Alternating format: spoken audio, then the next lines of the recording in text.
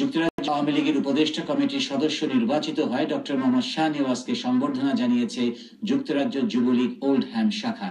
এই উপলক্ষে ওল্ডহ্যামের স্থানীয় একটি হলে আয়োজিত সভায় বিস্তারিত জানাচ্ছেন আমাদের প্রতিনিধি সৈয়দ সাদেক। যুক্তরাজ্য আওয়ামী লীগের উপদেষ্টা কমিটির সদস্য নির্বাচিত হওয়ায় ডক্টর মোহাম্মদ শাহনেওয়াজকে যুক্তরাজ্য যুবলীগ ওল্ডহ্যাম শাখার উদ্যোগে এক সম্বর্ধনার আয়োজন করা হয় ওল্ডহ্যামের স্থানীয় একটি হলে। সংগঠনের সাধারণ সম্পাদক মোশাহিদ আলীর পরিচালনায় প্রধান অতিথি হিসেবে বক্তব্য রাখেন ওল্ডহ্যাম আওয়ামী লীগের সভাপতি কবি ইলিয়াসউদ্দিন আহমদ। আরো বক্তব্য রাখেন মোহাম্মদ শাহজাহান, লুৎফুর রহমান, শামসুল ইসলাম শামীম, ইকবাল সমুজ ও দুলাল মিয়া প্রমুখ।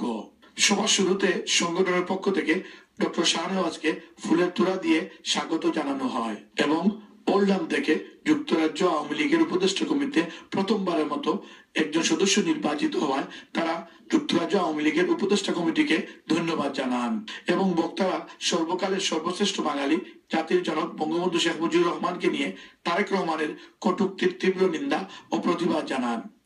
Syed Sadek Ahmed, channel S news, Oldham, Greater Manchester.